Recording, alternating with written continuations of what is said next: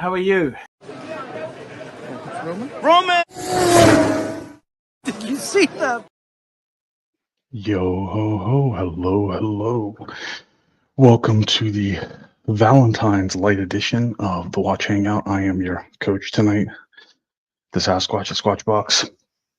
Thank you for everybody who took the time out of their endless romantic evenings to join us tonight. The topic at hand are these watches attract all the ladies. I didn't set that topic because we all know that's not true. It just that's not how the fantasy plays out. But let's discuss it. There may be some options, and maybe some ladies will join us to chime in. I know last year, right around Valentine's, we had some off-camera input from some of the ladies. The link is pinned. If any panelist wants to join, we do expect a bit of a late night.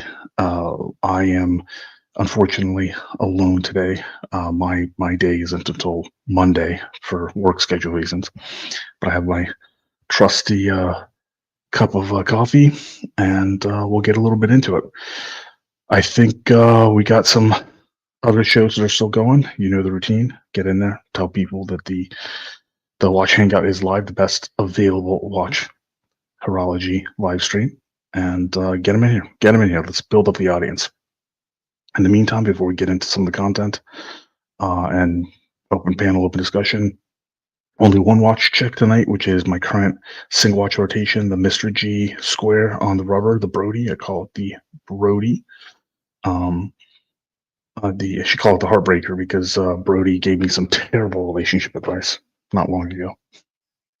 Actually, he didn't. He was being actually really sincere, really good. So, but there's no fancy watches to show you for the time being. So let's say some hellos, and then we'll ease our way into it. Perry TV says it's true gold and rubies. Diamonds to rubies, and diamonds do it every time. Well, there are quite a few watches that have plenty of jewelry to them. I don't know. I mean, certainly they would be eye-catching, but I think it's easier to simulate that through various like Invictus and stuff than it is to actually inquire the other stuff. But we'll see what everybody says. Kurt, he's kind of with me. None of them attract the ladies. Short show. Thank you for joining us. Remember, I'll vote on your way out. And we hope Kurt has some recovery going on at home for a loved one. We hope that goes well. Micah Tyler upvoted, just sitting here with my date, waiting for the best watch over.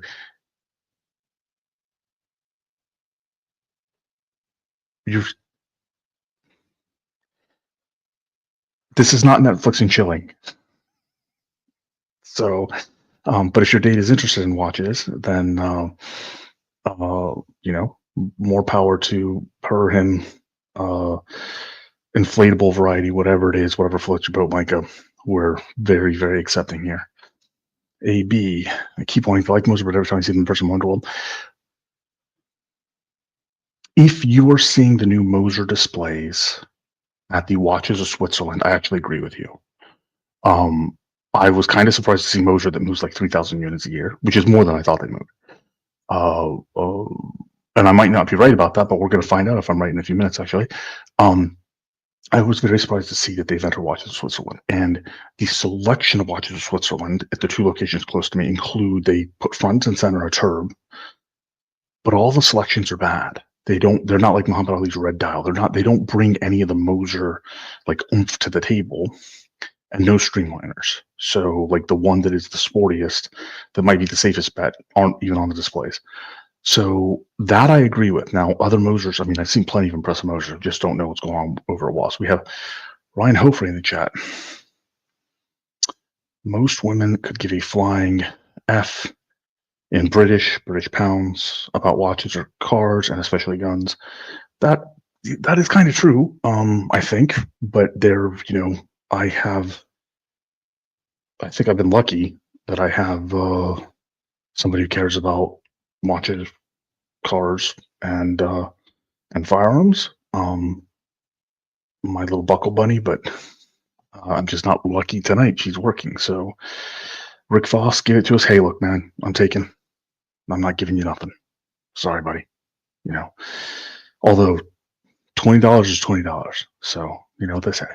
We got Uncle Mikey in the house. Good to see Uncle Mikey. I have a package that actually all I need to do is, if anybody has freaking suggestions, I got to figure out how to take a nice Tupperware that Mikey sent me. I filled it with most cigars, but there's space, and I can't figure out. I haven't been able to find like air bubble wrap or whatever to keep the cigars from rolling around right, because the dimensions are all messed up. So if anybody's got suggestions, I think I'm just gonna write a bunch of cedar, just try to keep the cigars from rolling around and get that off the Uncle Mike. The Caliber White QG in the house. The I'm not ill. I've lost in 2024. I lost about 45 pounds, and my LBM went up a little bit actually. The goal is to lose another 45 in 2025, but I'm not ill. I've just been going to the gym. Last year I went 3 days a week, almost every week. I did miss a day here and there, and then there were some weeks of travel. And this year I'm trying to do every other day, which has actually been a disaster. I've been feeling really under the weather, but I'm trying to keep up with the schedule. I appreciate that you notice I lost weight. Unfortunately, you're a rude fuck for saying I must be ill to have done it. We got no Biggie Sal in the house. Why aren't you cuddling us, the big booty Latina? Because she is working tonight. She is she recently got a home care nursing type of gig. So she's working tonight. We are doing Valentine's Monday night, and we'll just spend a couple of days together. And No Biggie Sal gets, thank you very much for the generous super chat. And I do have to manually keep track of the entries tonight for the race. So he also gets the first race entry. Thank you very much for the generous donation, Biggie Sal. And his avatar is one of those watches that definitely will pull the eyes of the ladies, because that blue dial on that Vacheron, especially just the three-hander, is really stunning. You've got kind of a blue dial from F. Journe. You've got the Japanese edition from AP of the 15510s.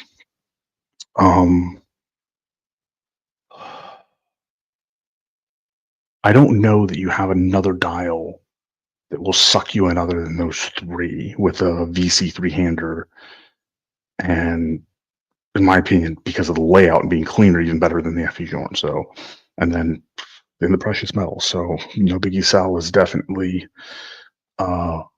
working. Hey B, is her name Rosie? No. If you're in the WhatsApp group, I think, or if you're in my close friends group on Instagram, I think people have seen some pictures. It's funny that you actually say that, because her right thigh, she's got a nice set of rose tattoos. But no, this is real, unfortunately for her, I guess. So I think we're caught up with the hellos. Kind of going back to the Moser thing with AB, right? I'm going to cover a little bit of news, and then again, this is open, right? So chime in on the topic. Also, StreamYard has been extremely unstable. Hopefully I don't crash. If I crash, hopefully it doesn't close the show and I get to come right back in. But I honestly God don't know what's going to happen, because there's no other panelists to kind of keep it open. So, wish us good luck here.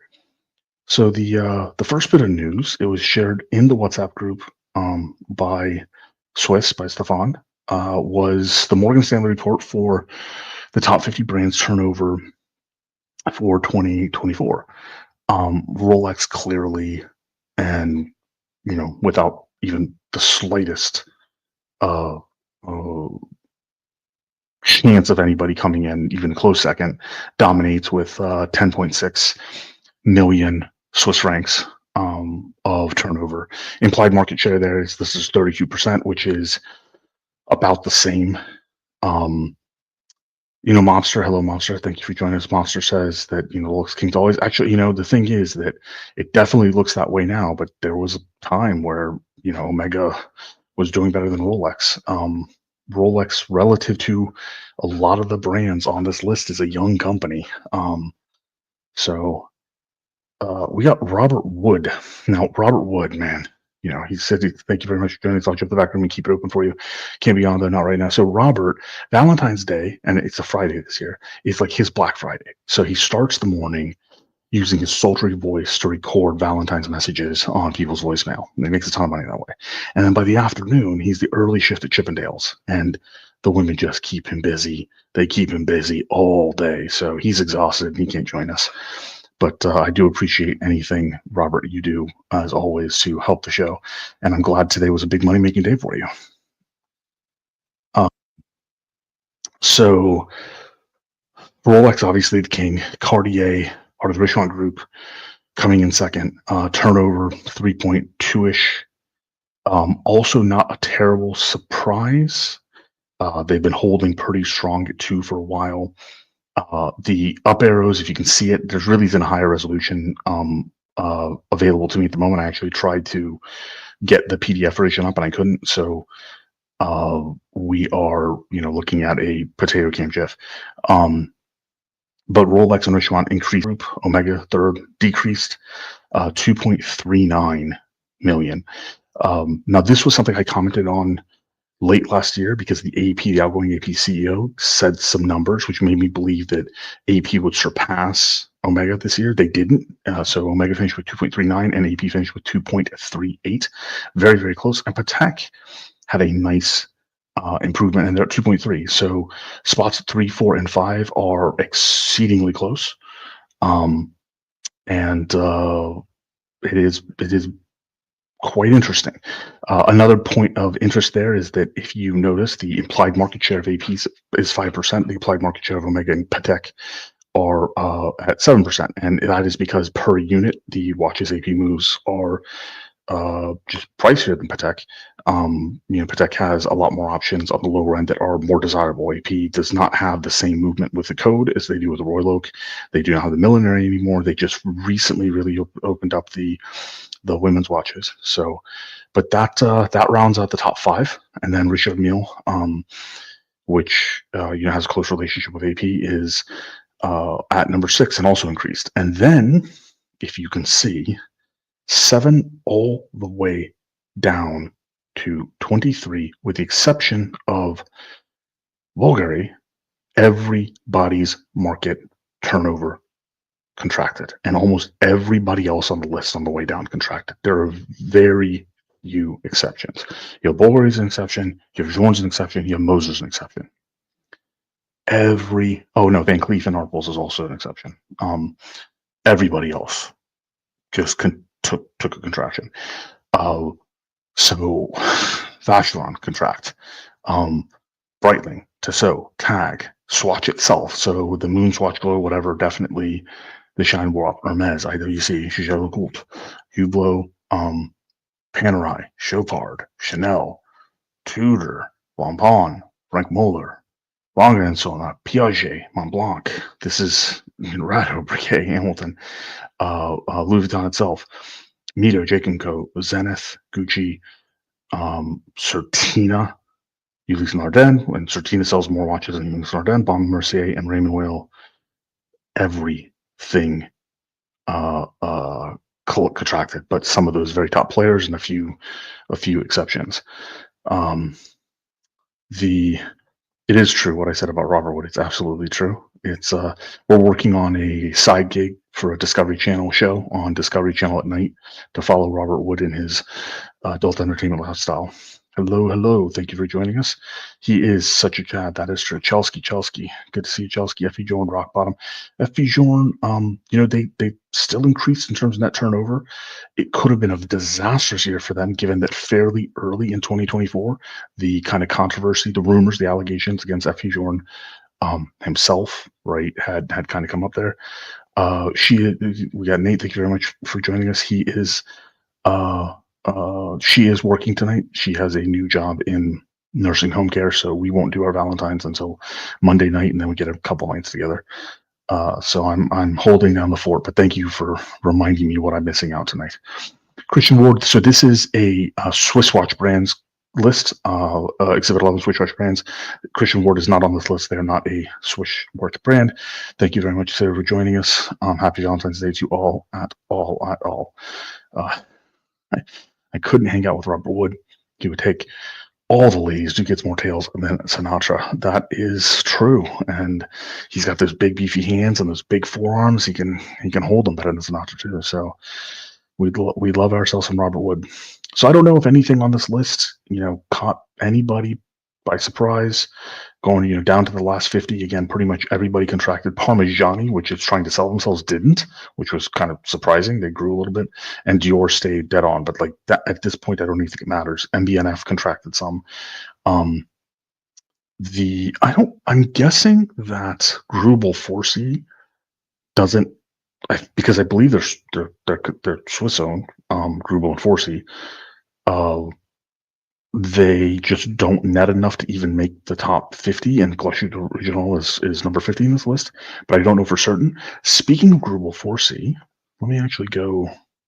They sent an interesting email today, and maybe Nate or Swiss or, a lot of smart guys in the chat, maybe you guys will know a little bit more about this. Let me go find it real quick. It would be easier if I just typed in 4C, since I will misspell Grubel. All right, so Marwa Turkey, who is, I'm guessing, PR, will share the fund. So it is Swiss. Grubel 4C Holdings announces the following update regarding its shareholding structure. Ownership is now fully consolidated between its co-founders Robert Grubel and Stephen 4C, with Robert Grubel continuing in his role as chairman of the board of directors. Additionally, Grubel 4C and Antonio Calce have concluded their collaboration, resulting in Mr. Calce no longer holding any shares in the company or being affiliated with it. We sincerely thank him for his commitment. Our Maison remains entirely independent and, under the leadership of its CEO, Michael Niediger, continues development with a stable shareholding structure aligned with its strategic vision. Our relationship with our partners, collectors, some boilerplate. I have never seen a watchmakers kind of send that out to their PR list. That was Christian Ward is a Swiss made, but is it a Swiss owned watch? I think that's. Oh wait, hold on. I didn't hear a beep, and we were being joined by the Silver Fox himself. Boss. I apologize, Captain. I didn't hear the beep. I didn't mean to make you wait. No worries. It was like 10 seconds. We have a generous for am I the reason Cartier increase. You definitely contributed to their marketing budget for sure. There's no doubt about it. John Chan asking, thank you very much, Nate, for the generous super chat. John Chan asking, what was the rumor surrounding after Jordan, or what he just said? So the rumor was covered by a couple of people. It was alleged that at a dinner for collectors in a specific market, he said some very vulgar comments about both REGs coming in, about both people of REGs and Captain's Tribe, of space wielding Israelis, and of women. Oh wait, hold on. Dylan Singleray Rye. So he good Canadian Ontario Rye. Yeah, because go Canada. He was not. This is another tariff blow on Ari's. No, that's right. Part. No, tariff free. So the rumor was there was some pretty significant anti-Semitic comments and some mistreatment of some of the collectors as well. That's the rumor. Well, I mean, there are a number of Swiss-made like Reservoir and other ones that are Swiss-made that are not Swiss-owned. So I'm guessing this means, let's see, Swiss watch brand, Swiss-owned. So in the chat, which Swiss posted this, that was his response. So I have to go with what he said because he's obviously has significantly more expertise in actually being there with all these vendors and meeting with them regularly. So I'm guessing that's what it is, Nate. The Bob NYC joining us. Thank you very much. Yeah, the hat I'm getting. I'm trying to stretch it, man. I'm trying to stretch it. My head. I do love the hat on you, Ali. I have that coach look going. It makes your head look smaller.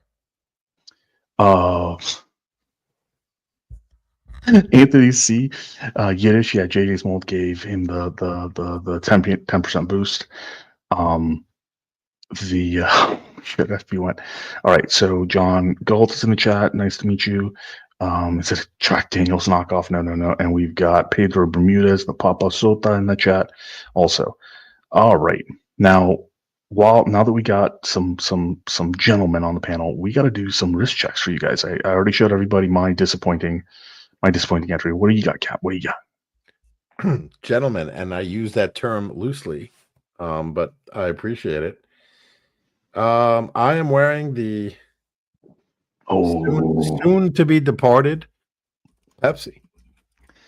We will play caps. We will play taps for the Pepsi. We'll play taps. Soon to go. Should it stay or should it go? Actually, I wore it today. I'm trying to figure it out, but I do like it. So it'll likely stay. It's a hard watch not to love, man. It's hard watch not to love. I like the Oyster. I know I'm in the minority there, but maybe I need a new pair of shoes for it.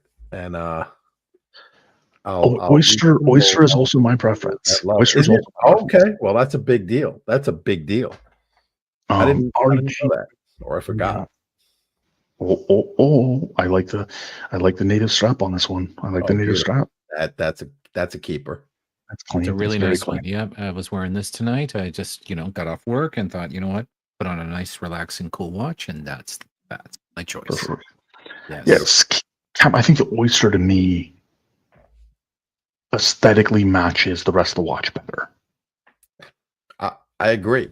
Oyster, I agree. But there's so many people. Oh, Jubilee or nothing, and blah blah blah. But Oyster. We got Peter G also in the chat, and we got Caliber White QG also agreeing with you in the chat. So we got Thomas Broadbent saying definitely keep it. And we have a generous super chat from Anthony C. Predictions for 2025. Which watch brands move up the list and who's going down? I'm going to pull that back up. And so Ollie, with the list. So I didn't get a chance to really drill down on the list yet because it came so early. It seems to be, I guess, is this I know we got it from, I think, where did Swiss it come from? Okay. So it's from Morgan Stanley, right? It's part of the report, but I don't know if the full report's been released yet, or this is kind of a report. I haven't seen the full report. And here's why, because when I look at this, I like to see it compared to the prior year, and maybe you have that information. I know we have it elsewhere, but to see which brands I know a lot of them dropped revenue wise or turnover, as they say, but which brands went up, like in leapfrogged other brands, and then conversely, which brands went the other way is always something I like to look at. Like we know we've spotted trends with like Breitling over the years. We see like a steady incline. Has that stopped? Is any other brand surprising? And they made it on the list kind of for the first time. I did notice Chopard or Chopard. I don't know where. I think they're on this list. It's so goddamn small, or my eyes are going. No, I can't. Chopard is number 19 on this list. Right. So I don't know if they were on the list last year or they may have fell off. They're 19. Oh, that's 19. John Galt's last message. Very important question. John Galt's last message. Why am I not seeing? There we go. Well, Doge auditing, let's make sure nobody inflated the results. Yes. There is so Elon Musk. I'm not going to get into politics. However, there is the World Government Forum. I think his channel on YouTube that recorded it is called Farzad. But primarily, I think Arab audience. Elon Musk yesterday gave the keynote and spoke extensively at Doge, and the interest from the people representing from a lot of different governments was interesting, to say the least. So it would not at all surprise me if we see strange applications of the Doge approach in other places, although I have zero faith that the Swiss watch industry will be one of them, because you do not open the kimono to the Rolex, the Rolex Charity Foundation. But that is pretty funny. I appreciate that. Go ahead, Cap. Sorry. Yeah. No. He got me thinking about Doge, So I wonder if they'll uncover any payments from our U.S. government, good old Uncle Sam, to any of these brands, if that's what he was implying. Anyway, Yeah, so what I was saying is a side by side. So sure, Chopard must have been on the list if they're already at 19. But any of these brands, like I look at Louis Vuitton, I think did they make it last year? So like On I the want top to see on where the they top go. 50, probably. Probably, yeah, 50, yeah. But like at the bottom five, almost certainly, like there's people who come and go, right? Oh, that's true because when we saw the old list, I remember we had it's larger because I think it had the top 20. The one which had the trends just had the top 10, no, or Oh, maybe top 20. Either way, it's larger, 20, I think and 20. it was just a ranking. This includes like implied market share and some other things, price per unit. Right, right, I think the other one will be available like any day now because that's usually what happens. right, right. Okay, Um, fair enough. so, but I mean, do you have predictions on who's going to do better in 2025? 2025? Yeah. Oh shit. I think let's see. Well, Audemars is having a big anniversary, right? It's Yep. 170, 150, 150. Because what I was going to say is, Patek might they might be able to leapfrog Audemars if they're if they drop off in sales, but with 150, probably not. So I think the top five might looks like they'll stay where they are, 5 or 6. Well, you have a turnover issue, right? So I had mentioned that, like, if you notice, the Audemars has a lower implied market share than Patek because they don't sell as many units. The average price per unit's higher, Mm-hmm. right? So and I think the average price per unit is going to continue to remain higher. And chances are the gap in the average price per unit is going to actually grow. So I'm not sure that, unless Patek starts moving a lot of the more complicated cubitus, you're going to. Oh, I think I have to thank OC because I just saw America in the chat. Hello, America. I don't have an intro to play for you. I wish I did because I like your intro. I'm guessing that we had some people join us from the OC channel, maybe. If he sent people over and I missed it, I appreciate it. I apologize. If he didn't, I still appreciate. I believe he had kind of expressed his support earlier. So either way, and good to see America in the chat. Yeah, shout out to America. We love America. This is and true. We love America and all of our 51 states. Oh, damn it, Captain. Sorry, Aaron. Okay, because, and I mean this sincerely, and I don't want to get on drive on politics. I am very following the news from, in particular, the Conservative Party of Canada and the Spectator and Douglas Murray out in the UK. I am very keen on seeing more interest in helping people at home with those governments. I think that there is a lot that those governments can do for their own people with trade, with taxes, and other things. And I'm very happy to see that they all had a different type of renewed vigor. Oh yeah. To do so, especially in the UK and Canada, which I follow more closely than other international geopolitics. And I'm gonna respectfully request that even political jokes like kind of stop there, to not ruin the mood of Valentine's Day. Yeah. So No problem. REG, what do you think in terms of, or Cap, do you have any other people that you think are going up or down on this list? I'm going to predict Tag Heuer because, now that I am a fanboy of Tag Heuer, I think they can overtake, well, Tissot's right on top of them, but I'd like to see them flip, not like to see them. They have a possible chance to flip flop with Breitling. Maybe we start seeing Breitling, fade a little bit. Their star fades a little bit, and Tag maybe picks up some of that slack, especially with the Formula One, right? They're going to get a little more recognition.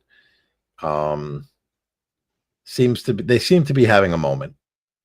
Tag, I would agree with you, Cap, and I think and again, no politics here, but given the economy is probably going to take a slight dumper. I think slightly cheaper but luxurious style watches like Tag, I think are going to do better. I think this is their time. Personal, my personal view. So Yeah. I'm completely aligned so- with you, Cap. And look, lastly, Ali, before, and I know you have you'll have some thoughts for sure.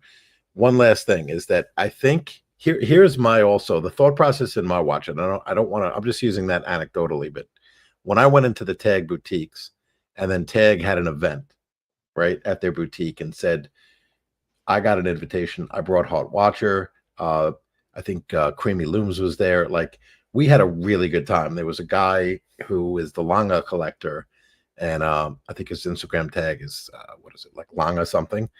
He came, like, it was a fun time, and Tag made it fun, and they were displaying their watches. They had the Formula One, they had, Jack Hoyer, and it was just everyone was having fun. So I also think that the Rolex there could be somewhat of a Rolex backlash, right? When people were like, F them, I can't get a Rolex. I've been on this damn list, or I've registered interest, and they want nothing to do with me.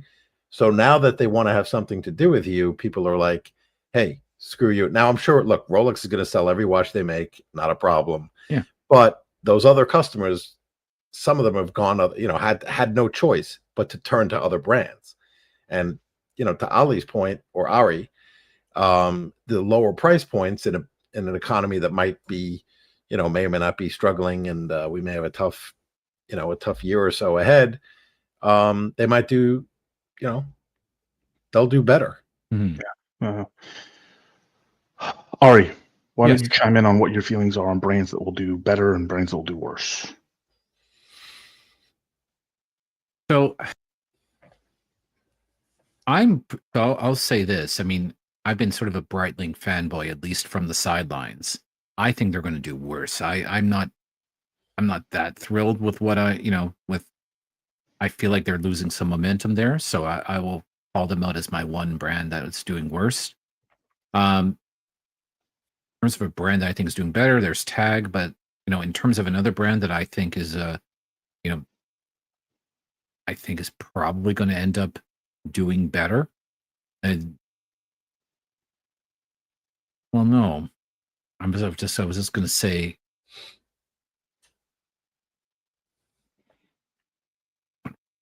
Now, what I was going to say. I was going to say that Cartier is still hitting it out of the park, but I mean they're already at number 2, so there's only so much they can go up. I don't think they'll unseat unseat the king. I mean, I will say for sure. I will say that I love for Zenith. The rainbow Zenith watch is going to kill it for them. It's at number 3, baby, number 3. No, I'm just. But yeah, I don't have much other opinions beyond that at this. I'm happy with some of the newer Zenith releases, to be honest with you, but that's probably all that I would say. They're going to go up much? Probably not at this point. I mean, some of the old stalwart, I'll say the old stalwart, but luxury brands. I mean, they're going to have a hard time next couple of years. I genuinely think that.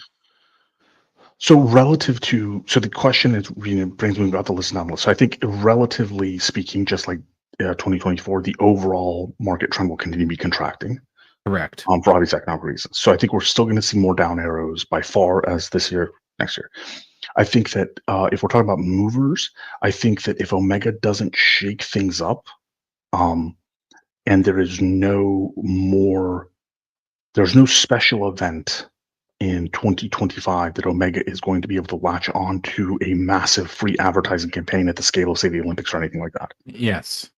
So I think with AP, and since turnover is the key number here, there is a more than reasonable chance AP will overtake Omega for the year.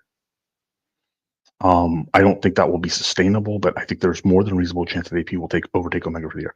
I think that there is a distinct possibility that Richard Mille will sell significantly fewer units, but the person behind them to catch them is Longines, and that gap is pretty big.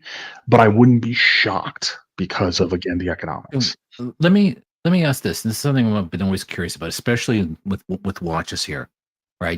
It's good that they've listed both the group and the brand. So there are some groups that are like all over the map, and does it really?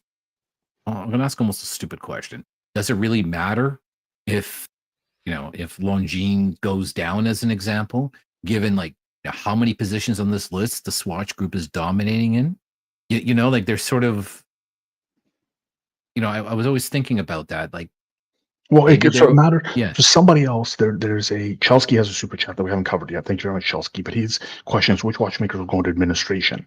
This is relevant in the standpoint of which ones will, say, the Swatch Group or Richemont Group want to devolve themselves up from. yes, right? And just let them go out the pasture. Yeah, and which ones are independent, like Raymond Weil or Parmigiani, that might go into receivership, right? So, and then touching on something that both you and Cap said, I think it's very telling. Boutiques are very telling, and in my area, the Tag Boutique, the two of them are new. They're extremely welcoming. They're extremely fun. They do a job that is more genuine to horology than Breitling and significantly more fun than IWC. So to that point, based on that consumer experience, I expect Breitling to lose, but I'm not sure if they will lose enough that Tissot will catch them. But I would not be surprised if Tag leapfrog Tissot, because the Tag boutique experience is so good in my experience so far. Right? I will tell you my experience with Tag in the boutique, or in any AD for Tag has always been excellent. Right, they've always been very welcoming. So you have someone that wants to buy their first nice watch. You go to Rolex, they're going to kind of laugh at you, tell you to face. Right, when you go, when you go for a Tag, it's like, thank you for coming in, thank you for your business. Let me show you these great watches. They'll tell you a story, and then I find like they are, they have always been awesome about that. Yeah, regardless of whether you like their watches or not, they have always been awesome at making people feel good about that first luxury purchase. My first that is important. Good watch, my first quote unquote good watch was a Tag Caliber 6, Link back in 2008 when I had a particular business success. I thought I'm going to spend $2,500 Canadian on a watch, and for me that was like a ridiculous amount of money to spend on a watch. And it's a decent amount of money, period. Yeah, exactly. By today's So anyway, sorry, I'm gushing on Tag a little bit because they deserve it. Yeah. But no, they do deserve it. Like the buying experience and the boutique experience is great. And I think that IWC has not been great for both of the ones in my area.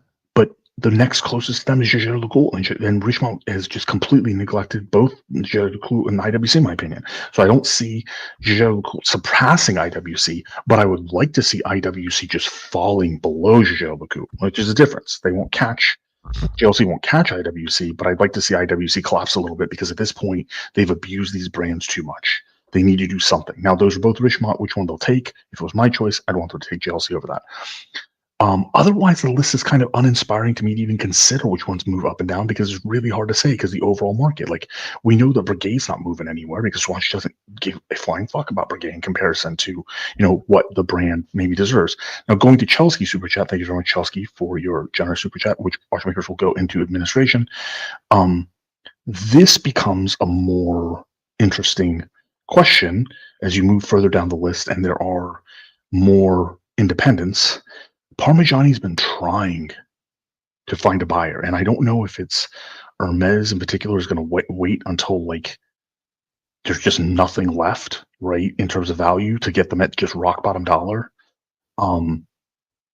They're the one I'm by far the most worried about, and I think that there's a distinct possibility that Richemont will try to shuttle Baume and Mercier out, but that Raymond Weil also in particular, that Raymond Weil will run into more significant financial problems the way things are contracting so damn fast.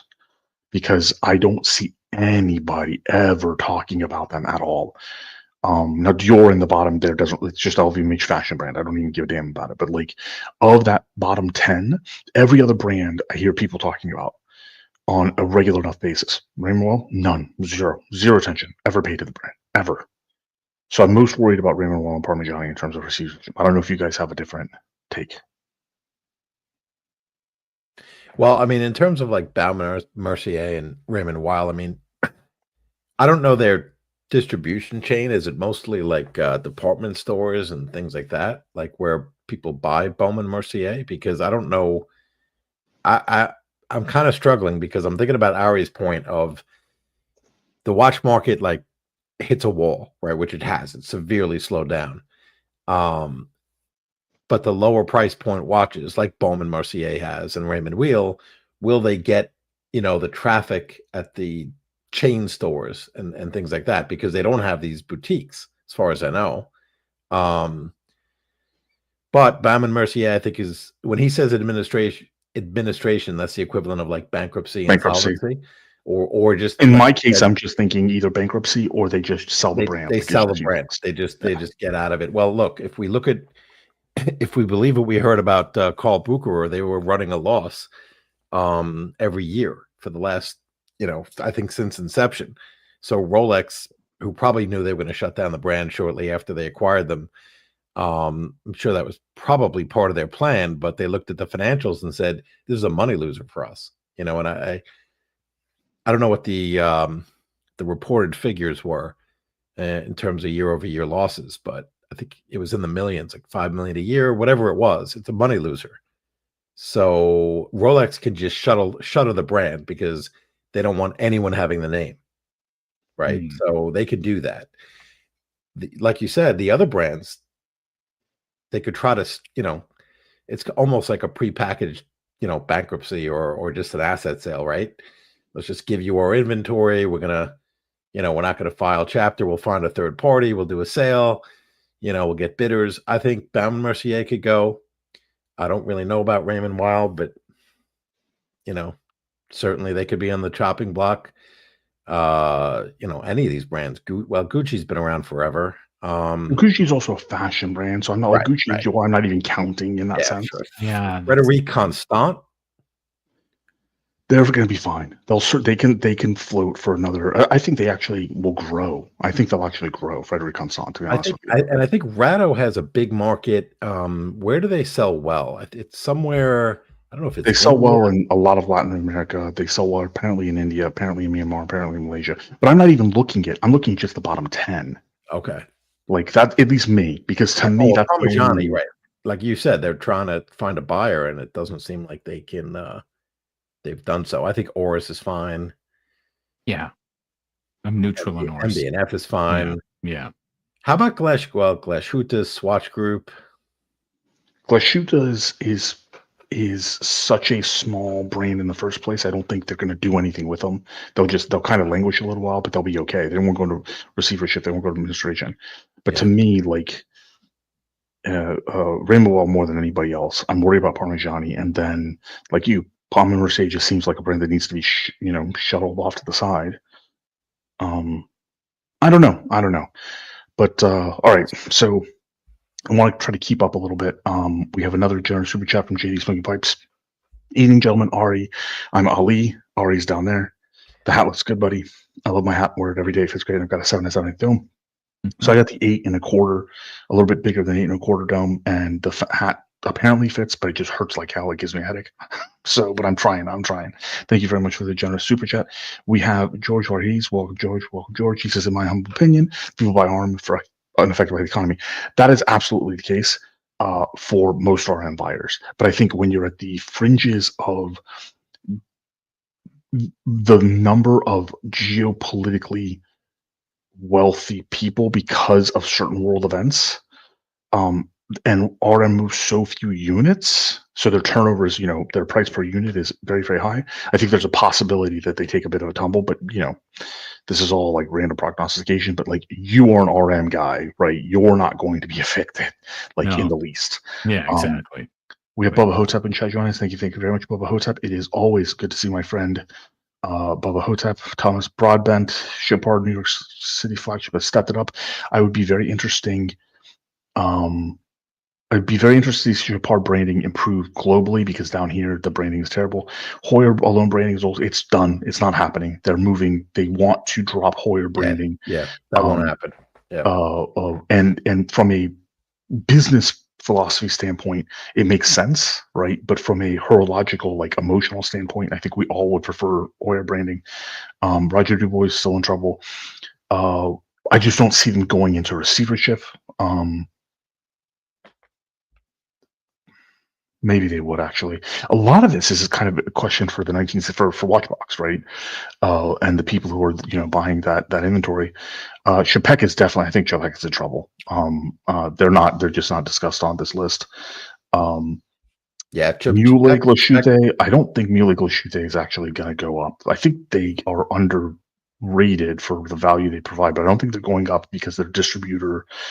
So a lot of the German brands have that one distributor out in North Carolina or whatever that holds onto their testicles with a vice and is not helpful in getting them out to wider audiences. Robert Wood answering a question about Baume and Mercier, jewelry stores like Jared, Carrot, Baume and Mercier.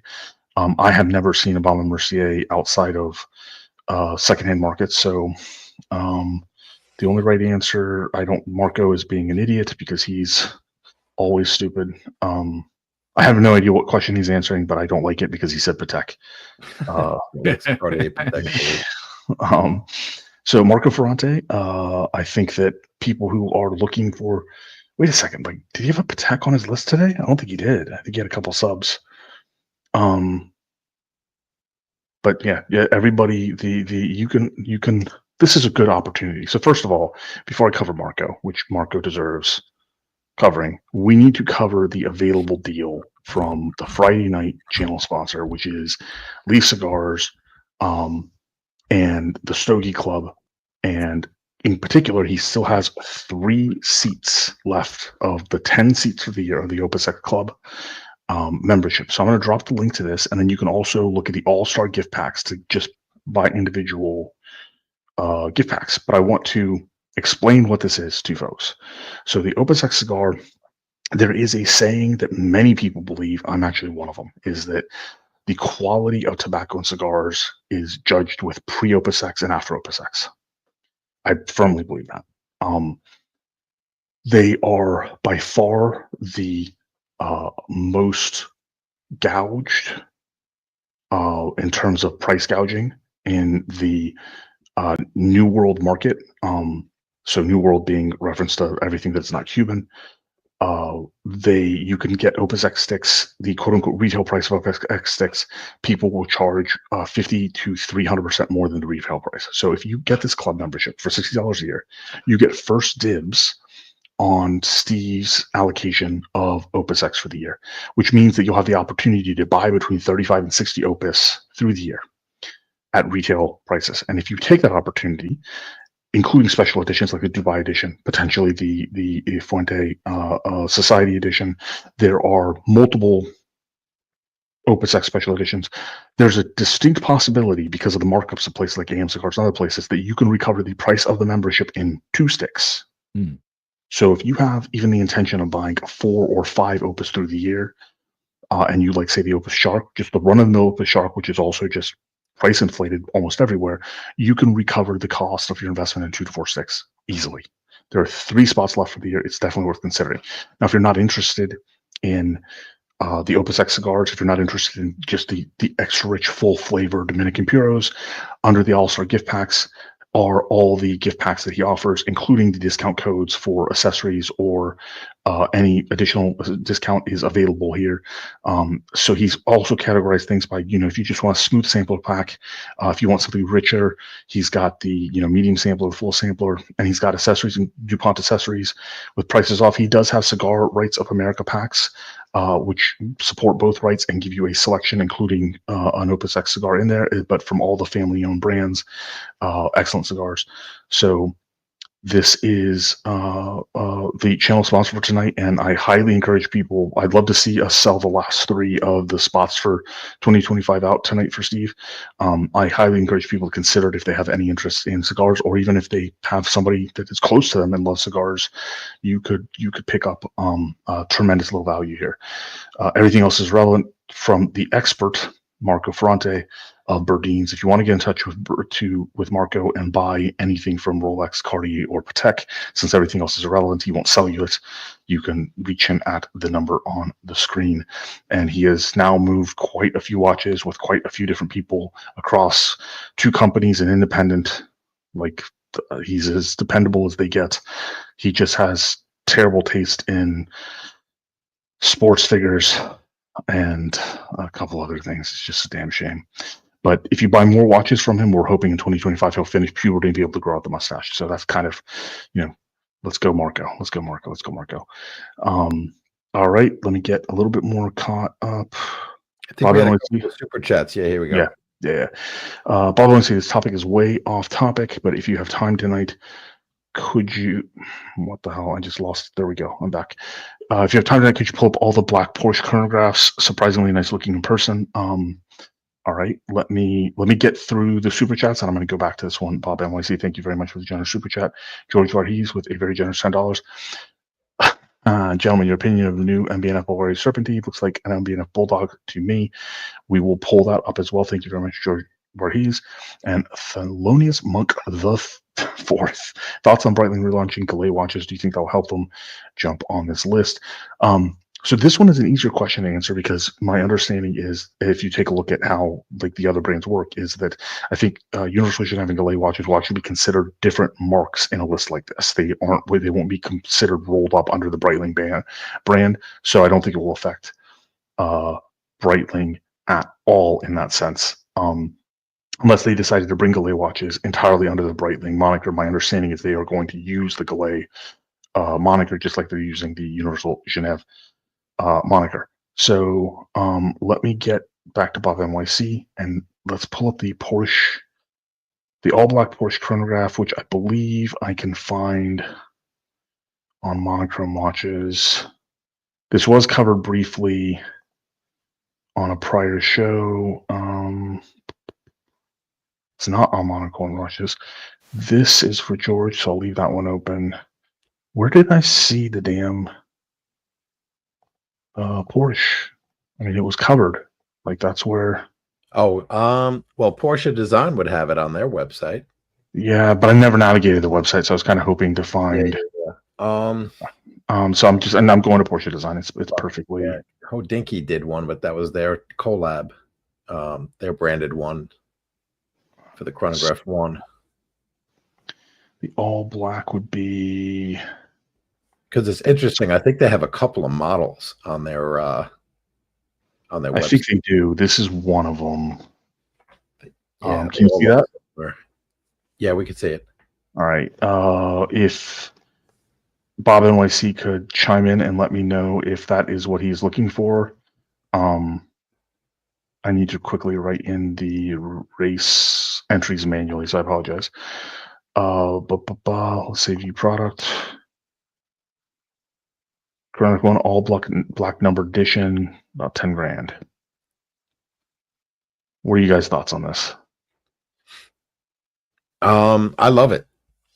And I think I told Bob that. I think you guys know that. And, I have the Dan Henry homage, but I mean, the question is it worth $9,650? It is Porsche Design's in-house movement. This watch goes back to I want to say, when was the first one? In the 70s? I think the early 70s. But if you try to get those, the bracelets are all they're steel, like with PVD coating, and they would have to be, they got the coating coming off and they're just not in great condition. So you got to go, if you want to go new, you go this way, or I would take a look at the Hodinky version that came out a year ago, and it was $9,600. And I think at the time we spoke about it and we said it's a little bit high, but I mean, that's the price. And if you go in the aftermarket, I think the Hodinkys have been holding. So it's not like they've dropped to $7 grand. I think 7 would be perfect, would be great. 7 or 8,000. Yeah. But it's just, I just haven't seen that. I just have quality concerns for the price. That's my biggest concern, right? I mean, I could swallow the price for something like this because it's a very nice looking watch. I like I like a lot of things about it, but it's really, I have concerns about the quality of it just from some of the past Porsche design, Porsche design things where, I mean, the finish wasn't perfect. And just kind of over time, it got old real quick. And so that's my only concern. I tend to agree with that, especially at the prices they're charging. I mean, it doesn't look like there's anything worth writing home about in in the finish that they've used for the open case back. And I also am just immediately kind of flabbergasted that the diameter 30 millimeters, which is clearly not true. Right. They must be talking about the movement. Then dimensions and weight, they include one dimension at 14 millimeter, and they include a weight with no unit. Because if this whole thing weighs 200 grams in titanium, then what the fuck? General characteristics, size, one side. Like, this is not inspiring any faith whatsoever. Right? Like, if they can't describe a watch properly, like it's not diameter. There's no way this is a 30 mil watch. Right? It's like No. It's like a 40. That feels like a mistake. That feels like a mistake. Well, it's just, but they leave it out. Like, you know what I mean? So,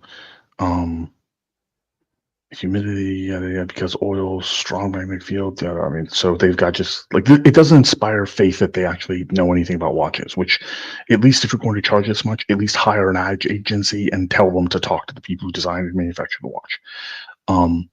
I know nothing about this quick release. Looking at it immediately, the quick release is protruding that much makes me uncomfortable. I'd rather the quick release be recessed to avoid accidental release. But that's kind of nitpicking. I do like the design aesthetic broadly, but I've never seen a Porsche designed watch in the real life that actually looked good. They all looked beaten to shit. So quite literally, like, I use the Topgolf rubric, and everyone I've ever seen looks just beaten to shit. So I'm just not there, especially for $9,000. Like, yeah, I'm not trying to offend anybody over at Porsche Design, but like $3,000, and we can kind of talk about it. Yeah, I don't think necessarily $3,000, but we're aligned on sentiment, I think. Yeah. So yeah, I think you got to see where. Look, they've released a lot of these over the years too. So, as Ali said, I wouldn't be jumping on this one, but I would see where, where the market is for 3, 4, 5-year-old, iterations of this piece. And then I play it by ear. I mean, if you're really jonesing to get a watch like this, you may have, I would go to the vintage watches. I would go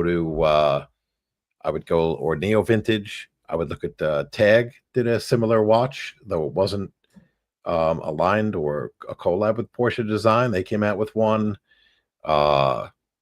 Zin, I think, did a similar tight looking chronograph, which is also neo vintage. So I would look at those. But Blake got one and refurbished it.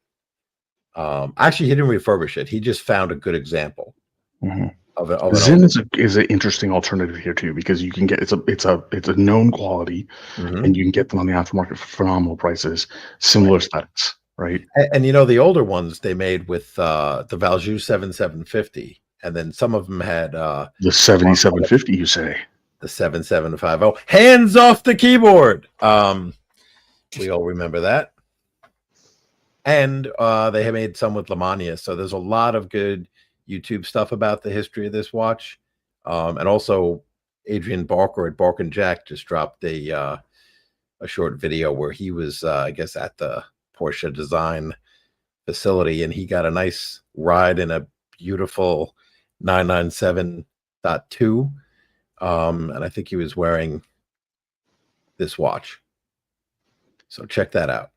All right. Well, Bob and we hope we gave you some interesting things to talk about. And to Mr. Voorhees, the opinion on the new Bulgari Serpentine, and we have covered this on 3 channels now. The summary on 3 channels is I have not met anybody who likes this. People have called it the scarab from the Mummy. They've called it many things. George is now referring to the MB&F Bulldog, which background. I don't know if you guys want to add to this, like for 140 to 170,000, depending on the if it's titanium all the way up to a rose gold. Dude, I'm like, this is just not. Oh, the Bulldog's the number 10. Okay. This is just not, dude, doing anything for me. Like, this is just hurting. Are they putting this? I guess this is a horological machine.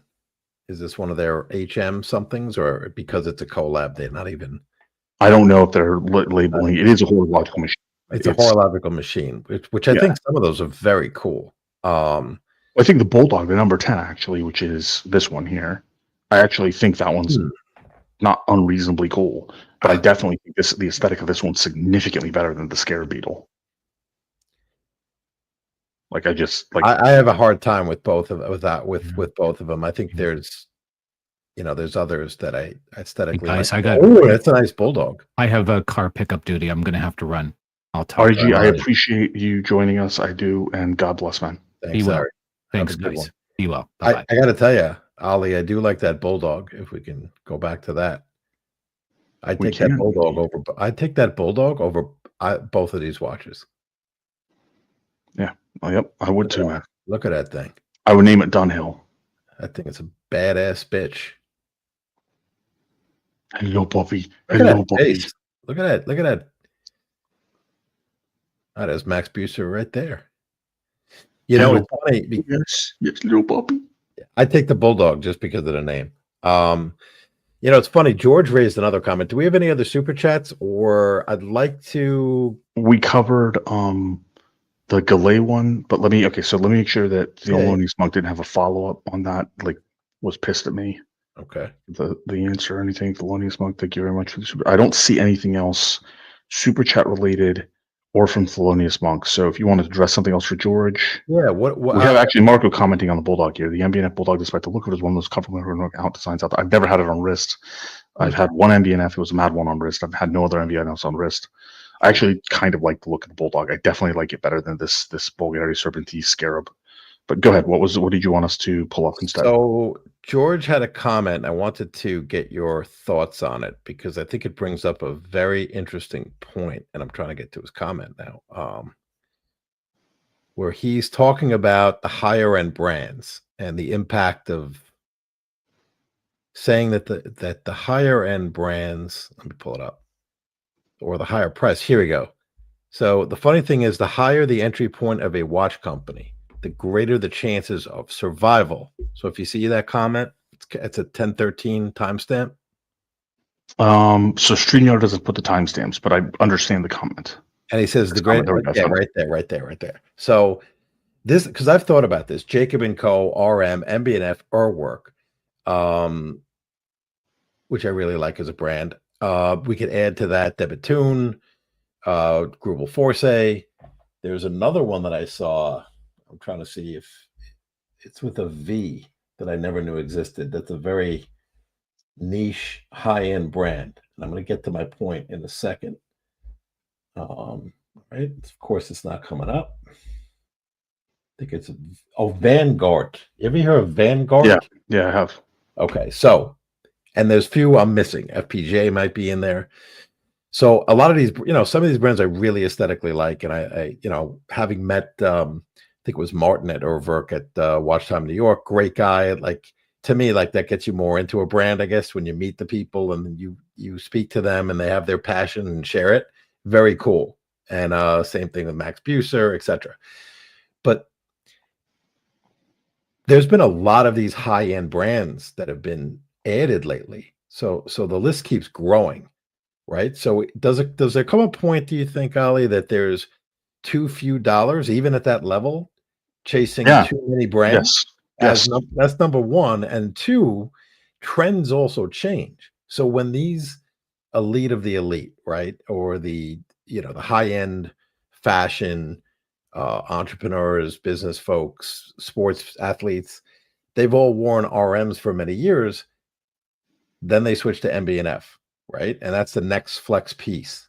They wear that for a couple of years. Now Urwerk, I've seen that, getting some wrist time. We saw that at the the Grammys. There was one of the photo shoots.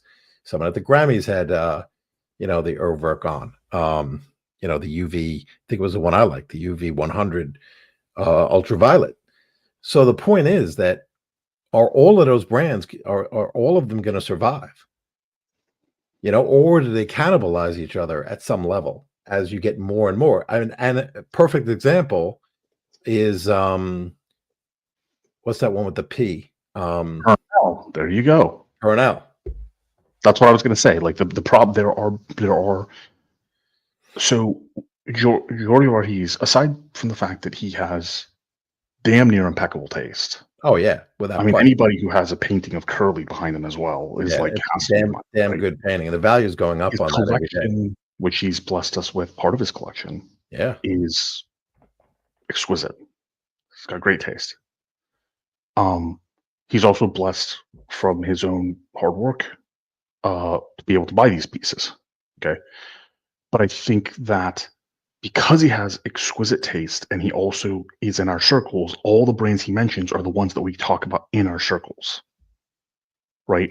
There yeah, are I always am astonished, especially when I talk to my close horological friend out in Singapore. There are other brands that are selling six-figure watches that I have many more I've never heard of, mm, and they fold.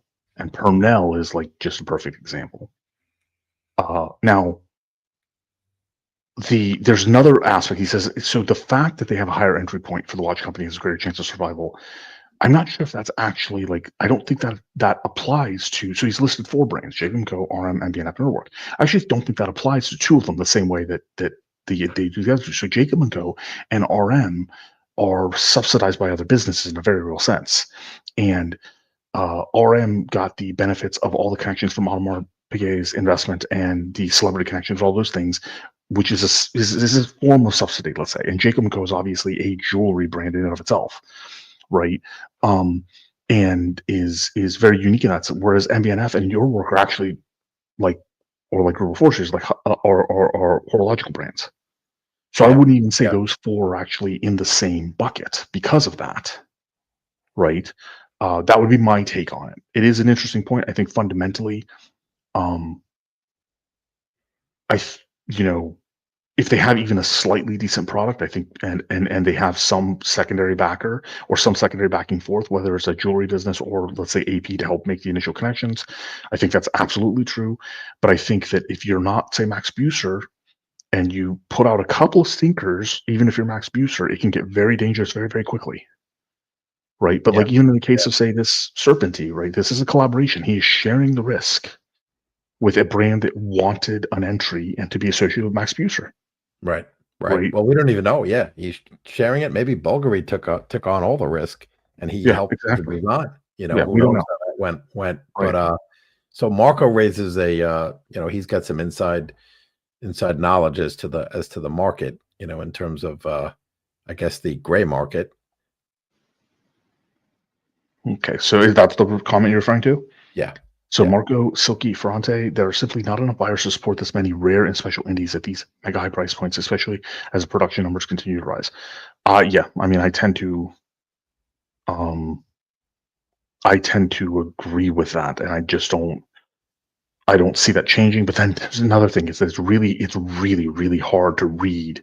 Like the APAC market was actually fairly easy to read, but the Dubai market really bloody hard to read because it isn't a cultural market. It's like this intersection of just volumes of fucking money. mhm. And it looks like George followed up with Marco. Yep, And yep. Ferdinand Berther, Ludovic Bollard are great indies with 6-figure entry points. Their key to success is limited production. Limited production equals greater chance of success. Limited production. Well, they Yeah, may I have mean to. that's Yeah. I mean, I don't know how much production is growing at these, but we do know that didn't Grubel build a new, or they had plans to kind of do a larger build out.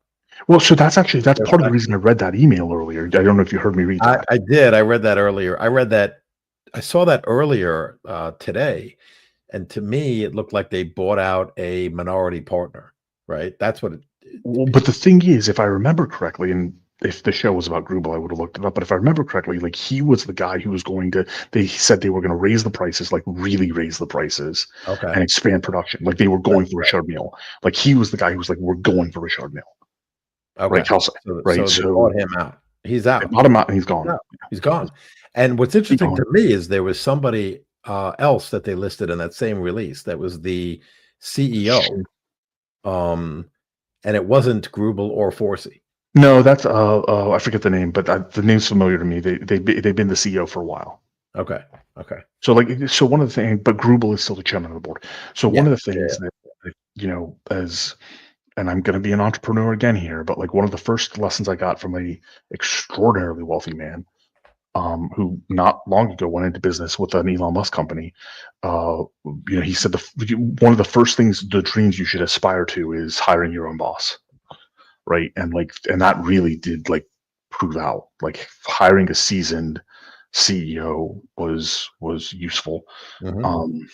So thank you, Marco and George. The general sentiment on this watch that I've seen has been largely negative, especially at that price point. Yeah, I agree. Anything to add? So I'm going to do a quick check. I want to see, has anybody picked up? Let's do a refresh. Oh, I dropped the link again. Nobody has picked up on the last 3 memberships. Please consider supporting our channel sponsor. There are many customers in the chat. Captain on the panel's customer. Marco in the chat's customer. There are many happy customers of Steve's cigar. Yeah, I'll double vouch for Steve at Leaf Cigar. I'll vouch. And Ollie knows these cigars better than anybody in the Opus X, special cigar. It's a Valentine's cigar. Buy it on Valentine's Day, share it with your wife, significant other, partner, domestic partner, whomever. It's friends, just family, give them as gift. Yeah, exactly. If you have the resources to, pick up Opus X through the year, you're not going to get a better price outside of if you happen to be down in Cigar City, at the right day, the right time. Like these national, I love AM cigars. It's not that I don't. I like the guys at Tobacco Plaza. I like the guys at Regency, these places, but they price their cigars based on demand. So you are paying significantly more than, there's no such thing as technically suggested retail. That's not really the way the 3 Fuente distributors work, but you are paying more than what would be considered retail. And Steve is just giving you a better deal. I did drop George there for you. Thank you very much. And so, Ali, let me ask you this: if you, and I know everyone has their own taste, just like watches, but would it be fair to say that if you only could smoke one cigar for the rest of your life, Opus X, having an Opus X brand and the variety that they have in this membership here would not be a bad choice to have at all? Like, I'm not saying it would be your first choice because you're a connoisseur and, If I do so, but I mean, it's still an easy answer. So I will say that all cigar brands, right? All cigar brands that produce limited editions, some limited editions are big hits and some of them are flops. So the regular Opus X, just the run-of-the-mill regular Opus X, is the most consistently great cigar that I have. Right. And in the shark format is probably the best of the Opus X formats. So if I'm just looking for one line, right. But it's the same thing as saying, if you were going to buy one vehicle at one trim level for the rest of your life, right. You can consider other trim levels up and down, but the Opus X, the core Opus X, yeah, absolutely. I would consider that. It's a richer smoke. You need to have a little bit of nicotine tolerance, but it is also an accessible smoke in terms of, I don't find people not enjoying it. I find people who do not overpuff, they don't get high from it. I would say the Opus X would definitely be my leading candidate. It would be very close with the Don Carlos, which is another Fuente. Very, very close with the Don Carlos, which also you are going to get these Cameroon wrapped collaborations as part of this deal when they release those super limited run Opus X's. And you can get the Don Carlos's from Steve. They're available from Steve as well. So that would be my top 2. They both are Fuente brands. Further down the list, I kind of hinted a few weeks ago, Steve was shipping some Avo cigars, right? Avo is a Davidoff brand. It is named after, their most famous roller. So if he moves enough of the Davidoff brand, you might see some Davidoffs. So moving further down the list, Davidoff, Churchill, Late Hour, the Davidoff, aged in barrels cigar, that would be pretty close to that. And then you got Ferio Tigo and some other brands. But my top 2, probably my top 3, because I'm going to throw the Añejos or a Hemingway in there, are going to be Fuentes. I love the Añejos. Yeah, the Añejos. And so, top 2 or 3 are going to be Fuentes. And I've had the pleasure of spending a lot of time with Carlos Fuente Jr. and the third, meeting Cynthia Fuente, other people of the family, walking phenomenal people, some of the nicest people, some of their closest associates. My top 3 would probably be Fuentes. So I enjoy you asking that question, because now I'm thinking about what I'm doing after the show, which is I'm going to step outside and I'm lighting up. And tonight I am going to light up this is almost a certainty. I'm going to pull out one of my oldest Don Carlos sharks. One of the few, I had a travel humidor that floated away in the hurricane, so it had a couple of those in it. They're like, at this point, I think 7 years old. So I'm going to pull out one of those, right? So It's awesome. Um, Enjoy it. all right. So again, thank you for supporting Steve at Lee Cigars, and doing great. Now, do you want to go way down in terms of entry level Rolex watches that are available, or do you want to talk Rolex predictions for 2025, Cap? Ooh, prediction show. You know, I saw there was who came out with someone came out with predictions. Monochrome did. So I have that ready at hand if you want to talk about their predictions. Absolutely. That's what that would be my preference. Let's talk about their predictions. Your wish is my command. I have not seen this yet at all. So it's first take. Your wish is my command. I can't believe we're already in. Can you believe we're already in prediction time? Dude, I really hope that that Mo forgives you enough that you can join us. Oh, I've done a lot of acts of contrition. I've said, you know, I've apologized profusely. What else did I do? Oh, I hopped on Franchise Club with him. I did a little. That's true. I did a little salad. I don't know if you saw me making the salad. I went back and saw that after I heard about it the next day. It was a disaster. So we love Toyota Mo, and Toyota Mo knows that. Yes, absolutely. He is a giant legend at this point. There's no medium about it. So here is the monochrome watches, which happens to be my favorite online zine in the space, mostly because of the photography. I really like the photography when they do it is phenomenal. The renderings this year are pretty good. So here is their forecast. It's a figment. I like how the disclaimer said the article is a figment of our imagination. These are just predictions. Nothing is official. Yeah. Super official. This one, I love this prediction, but I think it's also the least likely. 70-year anniversary, GMT Master, Platinum Edition, Blueberry. I love the prediction. I think it's incredibly unlikely. Platinum watch, 70 years. For the GMT. I think 75th year is like a platinum GMT. I just don't see it for the 70th. You know, Rolex is very funny though with their anniversaries, right? They don't really shout it, and they don't put press releases. This is our 70th. They just release the watch, and you have to say, "Oh, here's our 70th anniversary." They make, I guess, the press and you know, collectors do the narrative for them. It's amazing. Blueberry inspired Platinum Edition. Well, this would be awesome if they did it. I think it's extremely unlikely. You know what? I don't see it because the Blueberry, it's weird. You have a darker and lighter blue shade. See, Tariq said something which is actually the most interesting part about this to me is that they're rendering it with a Jubilee bracelet, Platinum Jubilee. Like that is kind of insanity if you think about it. Yeah. Like if you're gonna do Jubilee, if it's available in platinum, that's better than Oyster in platinum or steel, as far as I'm concerned. Yeah, right. I agree with that. And listen, we all said that the last year's Rolex releases left a little bit to be desired, and they needed to. Maybe they were taking a pause for this year's releases to really, and this could put a little, you know, juice and pep back into Rolex and into, you know, the community for watch enthusiasts, you know, and collectors. Let's hope they come out with a bang and they really release some special pieces. So this would be awesome if they did it. I don't think they will. I don't think they will. I think this is the least likely of the predictions, and there's some other predictions that are kind of wild. I think this is the least likely, but it's also the one I'd love to see the most of their predictions, because I mean, you know, they have cool. They have the Oyster. I think that's just a mistake. It's got to be in Jubilee. Oof, yeah, and then they're just rendering a couple renditions of this, you know, platinum. Yeah.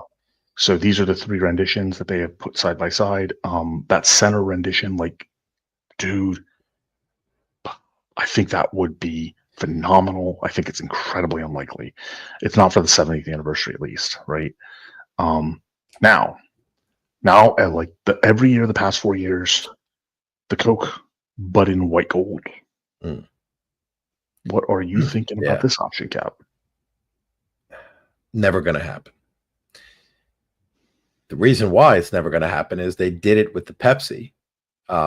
They tried to do it with the Pepsi, and there was tremendous backlash when they did the white gold with the black dial. Because then when they did this piece, right, with the steel, everybody who had the white gold was furious because now there's no distinction.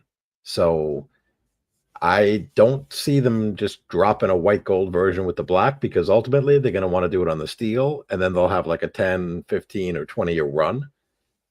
So I say go straight to the steel. Will it happen this year? Your guess is as good as mine. I have no idea. This is the thing. That last point, that they got to do it in steel at some point, right? That's the deal breaker to me. I just don't see it happening in white gold, because you have to do it in steel. Exactly. And you do want a 10 or 15-year run in steel. Absolutely. That's what they do, right? I mean, that's part of your, I mean, you're right to criticize them for that, but that's just the way they do it, right? Yeah. In terms of incremental changes, show me something. And they're like, okay, we'll give you this Coke once every 10 years. We'll do, we'll come out with something that people really want. So Marco, who definitely has some significant expertise, he wasn't on this. He actually responded to this about the platinum GMT. Okay, not unlikely. It's never happening. Yeah, I agree with. Okay. The Kelly Fair is also welcome. Kelly is also saying we'll never see Platinum Jubilee. I think I would love to see one. I don't think we will.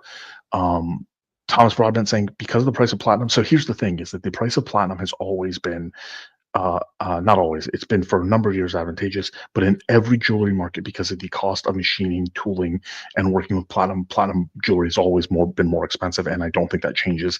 I think especially with something as intricate as the Jubilee, which requires the finishing of the Jubilee, we're not going to see anything in platinum with a bracelet from Rolex at the minimum. Like I could see, like we've seen obviously the platinum case for the 1908 stuff like that, right? But just not seeing it.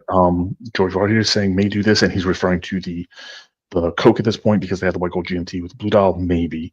And then Marco being a dick, he should do a video about this. Can you at least let us get through our audience before you take it away to the Birding's Watch channel? And if you have not subscribed to the Birding's Watch channel, you can do so at youtube.com/Birding's Jewelry. I'm not just plugging this because it's a channel sponsor. The more people we get subscribed over to Birding's, and the more people get subscribed to Watch Hangout, gets us closer to the Speedmaster giveaway that is sponsored by Marco, Silky, Amish Gambino, Ferrante. So keep that in mind. If you want to get that giveaway going faster, definitely run over and subscribe to Birding's, and also make sure that all your cutouts and all your friends subscribe here. All right. So Coke and Steel, I think I got you, Marco. I love you. I'm hard on you, but I love you. I almost burned down a friendship because there was a potential begrudgment. So I love you. And we got Bubba Hotep giving us an update on the count. There is only one. Holy crap. Good job, man. Good job on the promo. You got two down right there. One left. Thank you, Bubba Hotep, for giving us the counter. That is at this point more important than the upvote counter. So thank you very much, Bubba Hotep. I appreciate it. But please, the upvotes are free. Opus X are unfortunately not. So if you can't afford Opus X, please consider the upvote. All right, so let's get back to those predictions. Thank you very much, Bubba Hotep. Thank you very much, Marco, George Verhees, everybody chiming in and keeping the chat active on this Valentine's. But I do think we're going to see a Coke this year finally. I think we are going to see the Coke this year finally. I think it's the transitionary year. They're bringing on that temporary manufacturing capacity, and then the permanent manufacturing capacity comes to 2029. This has got to be the year with the rumored discontinuations. Yep. That's where I'm at. We'll get to which ones, because I think you had a prediction on discontinuing which ones are going.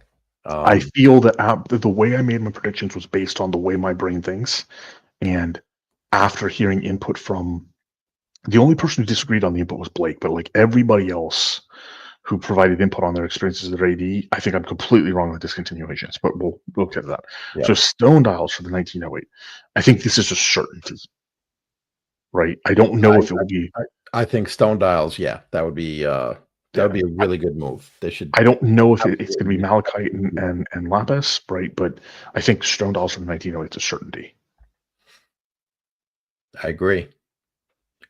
Lapis is always coveted. Always a big win. People love lapis lazuli. I'd love if they did that too. They do, and it's priced in a way which Rolex doesn't need to use.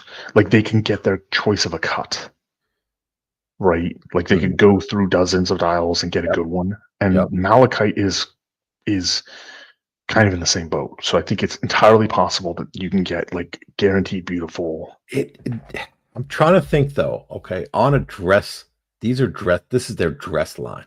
Mm-hmm. So which? Looking at these renderings and they're still photos, so that they definitely don't do it justice at all, because I'm trying to visualize how this would look in the metal. And both of these look, on this picture, they look goddamn ugly. It's a bad rendering. There's no depth to that rendering. They are not selling these if they look like that, but they won't look like that. So I don't know. Anyone in the chat? So what I'm going to do is I'm going to pull up the Rolex website for a second, because you can get an idea of the depth, right? So here's a good way of getting an idea of the depth with that, beautiful hobnailing. Okay. Yeah. And then you can see the shadows kind of cast and stuff like that. If you replace that with a stone dial, like, I can see it with this depth, and I'm liking it. It's not enough to convince me the 1908's a good buy. I still think you go in for Calatrava, and I really don't even like Patek. I think you go to Traditional or Patrimony. I do like Vacheron quite a bit. But yeah, I would agree. There's so many other options in the dress watch space. We're spoiled for choice. You can go anywhere, right? Yeah, but I think it's tough. Get a perpetual calendar. Yeah, the ultra thins, right? So, but I think it would be tough for people to pass up a 1908 with a stone dial that also gets them a spot for a Coke, right? Got to pay to play. That's true. Right? So, hey, you're not on any list until you start buying 1908s. That's what you got to do. Don't say that, Cap. That is not the official position of the Watch Hangout or Marco Ferrante at Bernese Jewelers. It's just reality. I mean, otherwise you just, vanish into the ether, or jewelry. They don't say this, but this is my experience. Jewelry. No, you're not wrong, right? You're not wrong. Like, maybe you get a two-tone off the bat and think that you hit the lottery, and things are going to work out for you. But then you got to buy that blueberry anyway. Monochrome. Autodesk now owns pretty much all the best 3D design and rendering software. I think they even bought Houdini. I think they actually bought Houdini. They own Alias, Wavefront, Maya. They have 3D Studio.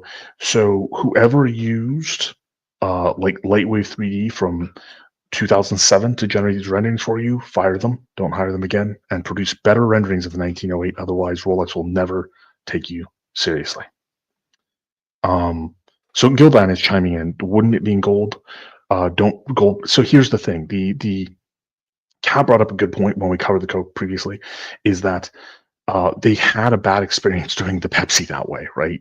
Because then you suddenly release the steel version for a much longer run, and the exclusivity and whatnot just completely drops off. I think that especially when you combine it with the very distinct possibility of what they're discontinuing this year, I think you have to just go steel and then wait for a few years and release it on Jubilee and white gold.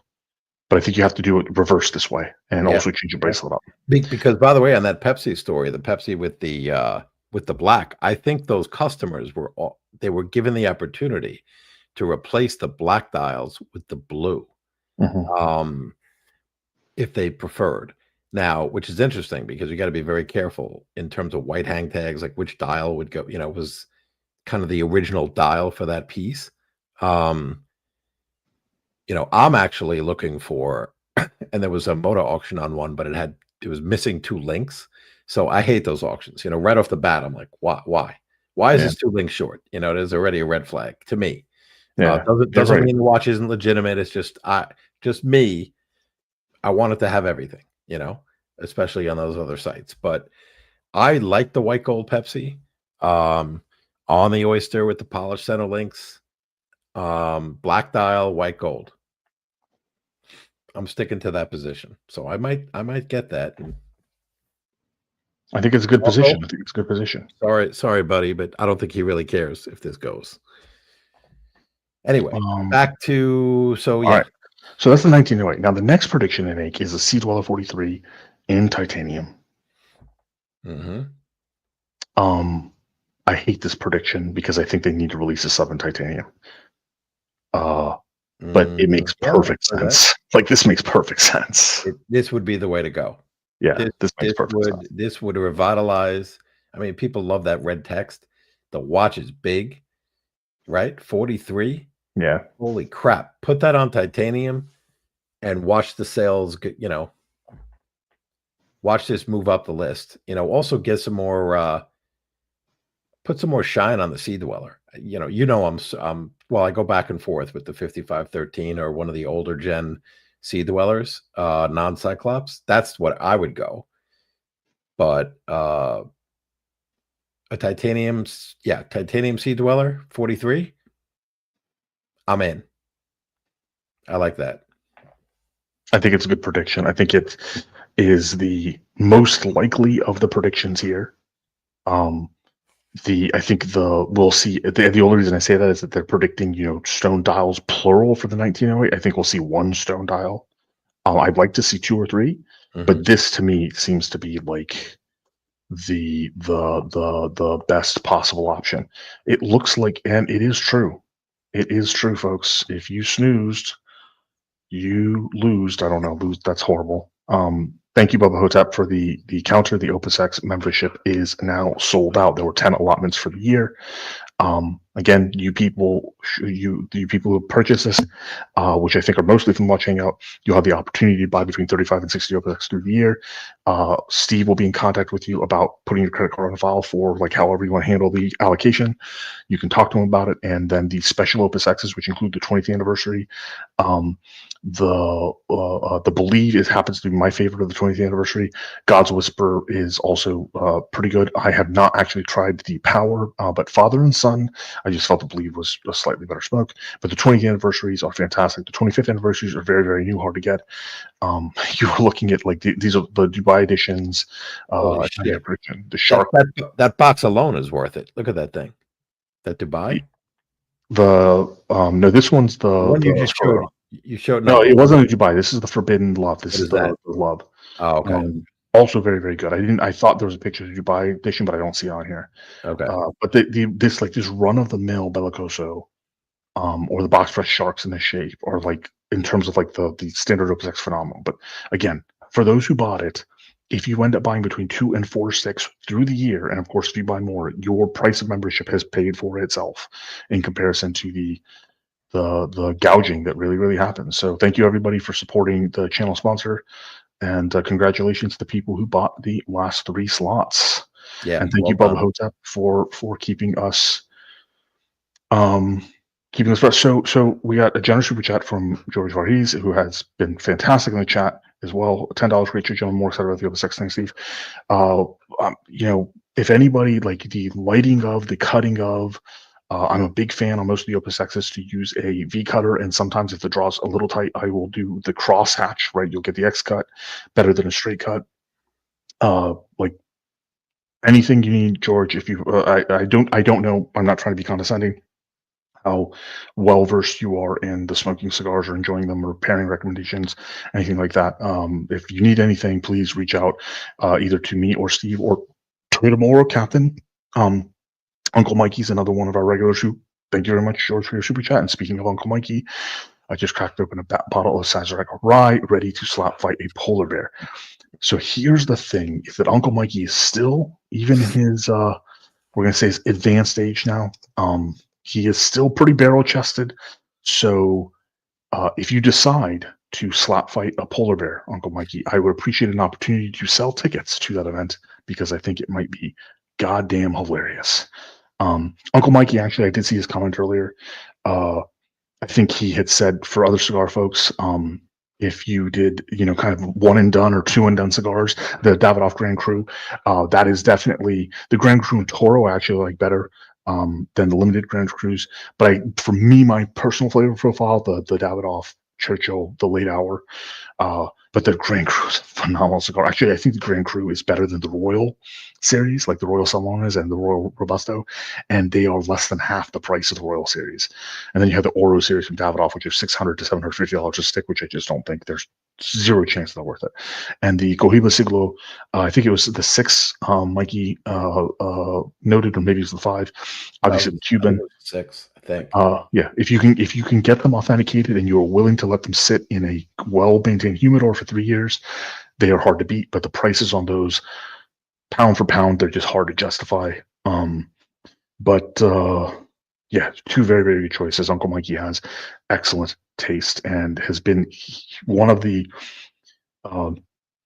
Toyotomo and the guys from the Monocles group. You know who you are. Quicker and Uncle Mikey, after the hurricane, have generously sent me cigars because I lost 1,100 cigars at least. Yeah, at least. So that was very generous of them. And I really appreciate it and hope to be able to pay it forward or back. And thank you very much, Uncle Mikey, for the generous super chat. Rye brings it out of me, spicy like coffee. Rye to me, for whatever reason, rye to me is smoother than traditional bourbons. I don't know if it's something about PTSD, bad injuries, but yeah, rye to me is Hard Truth makes a great rye. Angel's Envy makes great. There's a lot of great ryes out there. Whistle Pig has a line of pretty good ryes, but they're not my favorite. I like Angel's Envy a little bit better. Hard Truth makes some very inexpensive ryes that are really great. I also like wheated bourbons more, but those days are mostly behind me. But yeah, if you do a slap fight with a polar bear, buddy, we're in. We will record it. We will sell tickets. Mr. GMT offered to box a kangaroo for the channel. He could box a wallaby at his height, dude. He can't box a kangaroo at his height. Maybe a baby kangaroo, but that would be a fair fight. Kangaroo abuse. I love Mikey, and we know he could probably hold his own in a slap fight with anything. But the polar bear, that'll be tough, man. But I think GMT and a kangaroo, I think people would definitely pay to see that. That would be funny. Kangaroo jump and kick. Kick GMT. But I don't want to see GMT has had a lot of injuries in the family this last year. I don't want to see that. Yeah, of course not. But he could duck under it. He could duck under it. He can bob and weave. And he works out a lot. He does work. He's got it's a barrel chest. It's a small barrel, but it's a barrel chest. He's an Aussie, man. Aussies are tough. That is true. That is true. But if you beat up a baby kangaroo, Steve Irwin's coming out of his grave and he's gonna kick your ass. Yeah. Crikey. R.I.P. Steve Irwin. I love that guy. So the Sea Dweller, ST43 titanium, slam dunk. I think that's slam dunk. That one. That to me is a high. I don't know if a high probability, but that one makes sense. I could see them doing that, and I think a lot of people want to see them do it. So the next prediction, they haven't delivered on the Yachtmaster titaniums. I saw one, and I thought it was awesome. And I think it's awesome. I think Toyotomo told me to keep looking, and I kept looking and finally saw one, and I think it's pretty awesome. Yeah. All right. So next prediction: smaller units, submariner in 37 millimeters. So this is the type of prediction when you downloaded the knockoff AI engine, right? Yeah. And yeah, this is a terrible prediction. Very bad.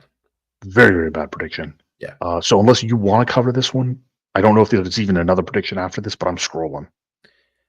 I'd say scroll because I wouldn't even give it more airtime, and that's how. Let that speak for itself, right? We're not even going to entertain this. It's so ridiculous.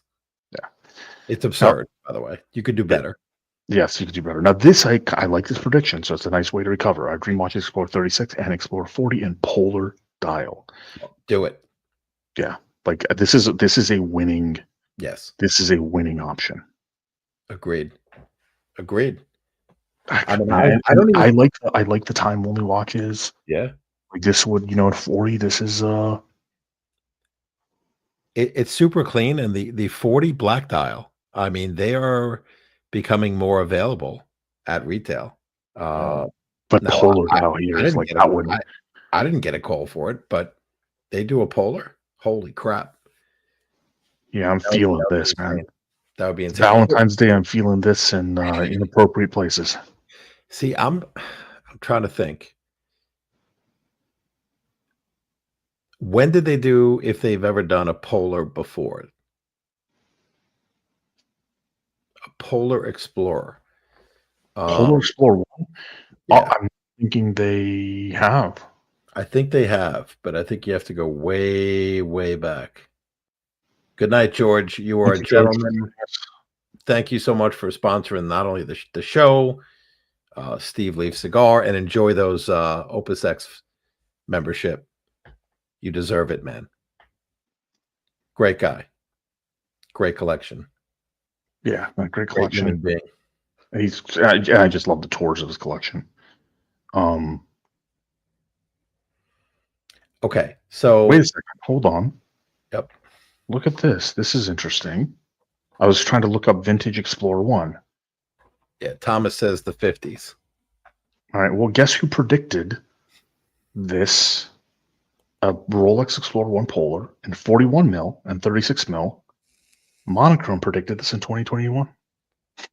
They really want this watch. They really, really want this watch. We should look what else they predicted, because we may find something else, some more similarities. Dude, if they did it in 41, the plagiarism is real. Well, they're plagiarizing their own article, their own prediction. So I guess it's just hope they're just being extra hopeful, dude. But 40, if they bump the size up to 41 and a polar dial, they're not doing it.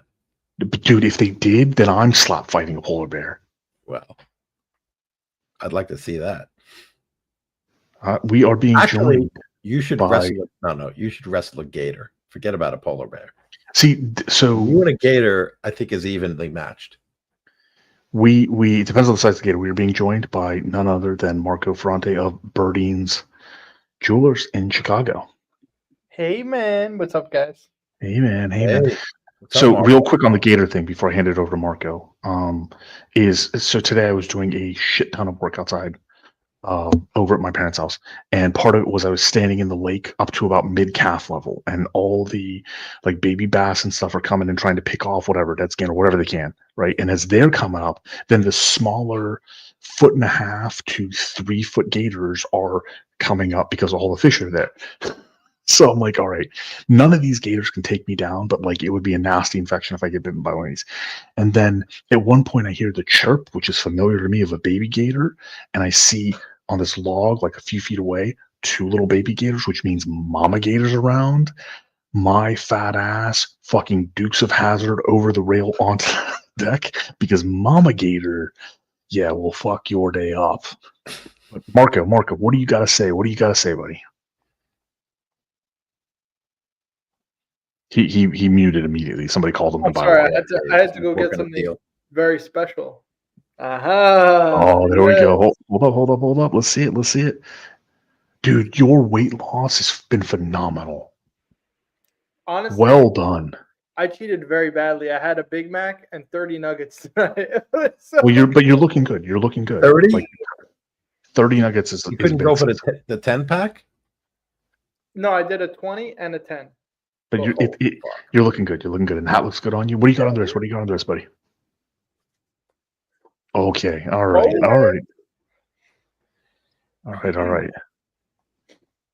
I think so. You jumped on for a reason. Why you jump? Chain, man. What's that small chain doing?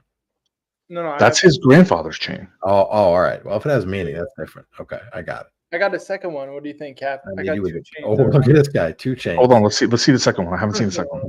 Okay. See, who I remember these sentimental things, man. We've known each other for, actually, it feels, well, not in a bad way that it feels longer. What a douche. No, just kidding. What was that? No. That I didn't remember. I forgot what a douche. Mobster. Yeah, I don't remember shit. You It is not legal to do so. I actually have depreciation tags that I get. But you are not allowed to shoot a gator if it's on your property. If you have depreciation tags, you can get a certain number of tags, but it still depends on where your property is. Like, you can't just shoot a gator anywhere, even with the tags. There are all sorts of options. And I will tell you that I will not admit to potential misdemeanors and felonies on air. But I will tell you that if you call Florida Fish and Wildlife because there's a gator that may be too big in your body of water, and you are hoping that they will do something to capture it and relocate it, that is not what they do by default, and it's rarely what they do. If there isn't a wrangler available and the gator isn't like already in a capturable place, like out on a lawn when they pull up, they will bait a hook that looks like it should come from Jaws, and they will let that damn thing get hooked and tell you to call when it stops moving, which is very traumatic if your daughter happens to be 7 at the time. So the value of the hides depends entirely on condition. One of these days, I still have. One of these days we can discuss that. We discussed it on a recent show. Maybe it was the franchise club. Somebody asked me about that, and I pulled some stuff out. But we don't have enough time in today's show to kind of do that. But all right, Marco, you wanted to chime in. No, I got nothing. I got nothing. I'm just joining in. Would you like to see a Polar Explorer one? I honestly, this is probably the least exciting of the releases I've seen from them. It will probably happen at some point, but I don't even think it's really necessary, to be quite honest with you. I'd be much interested. Like, I love those stone dial 1908s. Those would sell like absolute hotcakes if they ever did that. I think them experimenting with more titanium. Say that again. They would. The stone dial 1908s would do well. Yeah, I think we're a few years out from that, though. I think like maybe the 10-year anniversary or something like that, they would do it. I don't think they're going to do it right away. We'll see one stone dial this year. You think so? Yeah, because the thing is, the hobnail dial is a big reach. So they need to subtly retire the flat dial, like circa AP's initial code 1159 releases. And I think the great way to subtly retire that is to introduce a stone dial that is instantly more accessible and probably more desirable than the platinum hobnail. Which is a gorgeous watch, by the way. I saw that watch. It is one of the nicest watches I've seen in person. At that price, I can choose nicer Vacherons and and that's kind of the issue, right? Is like, okay, it's a beautiful watch, but it obviously doesn't compete with the offerings from like a nuts and bolts like finishing standpoint. But it's like it's even like the Rolex Cellini with the moon phase. That was a gorgeous. That was a gorgeous watch. It was a gorgeous watch. You know what I mean? But like, is it worth? What is it? 25,000 now in the secondary market when you can get some unreal value from the likes of Piguet and your Patek Philippe Calatrava. You kind of take your pick, other than the modern, new released 5226G and 6007s and that kind of stuff. But otherwise, you could pretty much get whatever you want. Yeah, I would just go for a King Midas myself and call it a day. What's wrong with you? I don't know, man. I fucking jumped the shark. I like the Hoyer better than the King Midas. You what? What is that? Take out the plungers. I like the Hoyer pick better than the King Midas. Oh yeah. Take out the plunger. The plunger.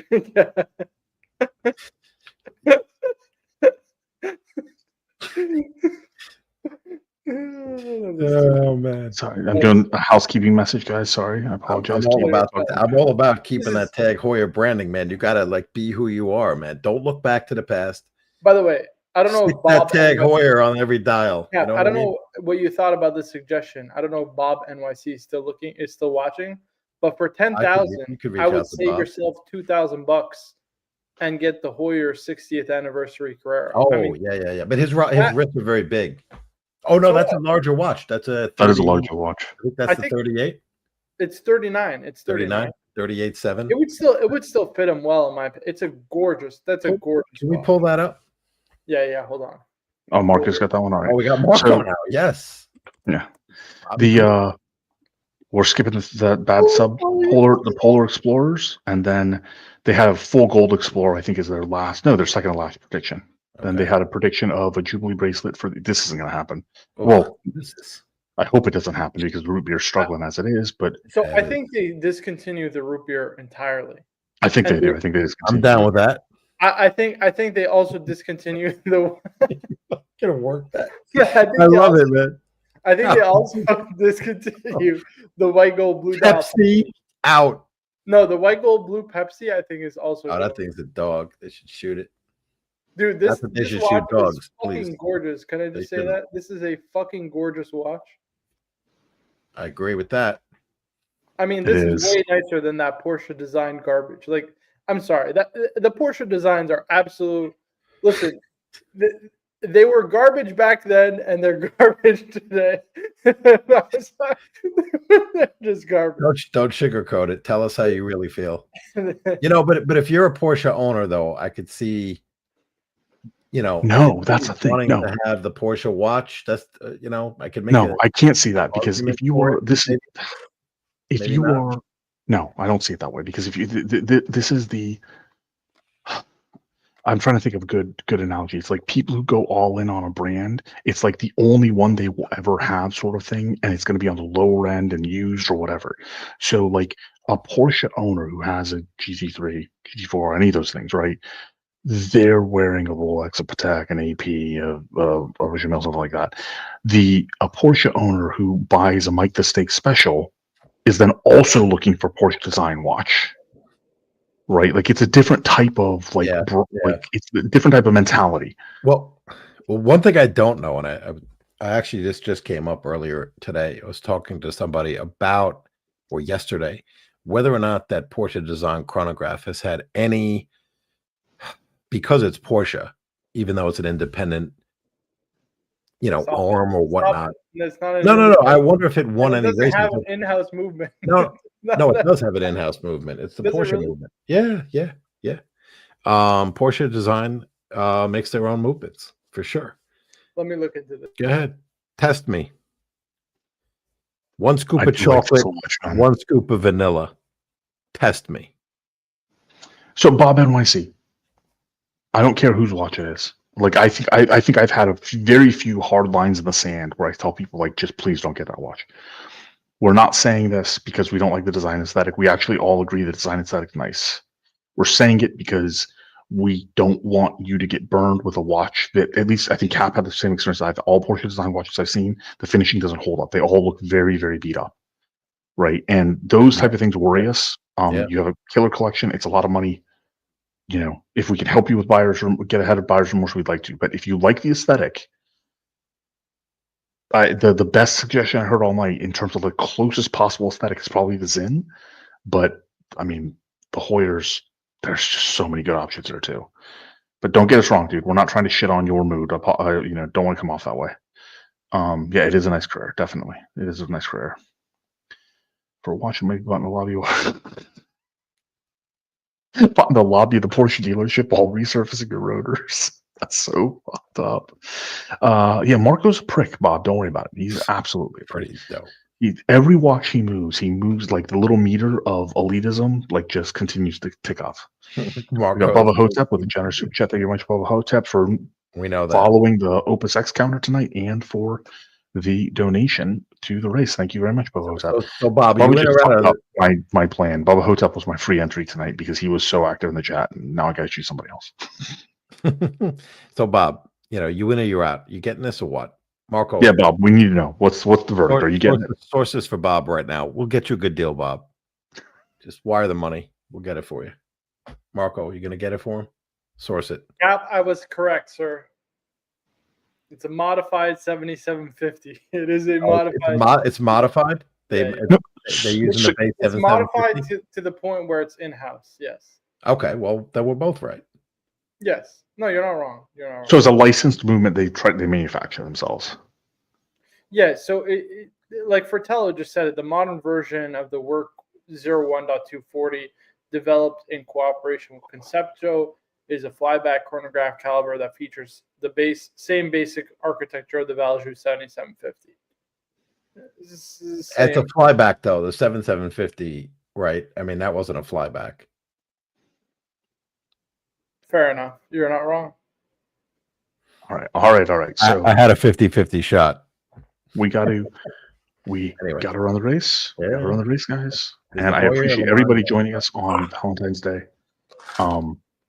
There is a show on Sunday. Depending on if my Valentine gets an extra night off, I may or may not see you guys then. But please join JJ and the rest of the crew at a minimum on Sunday.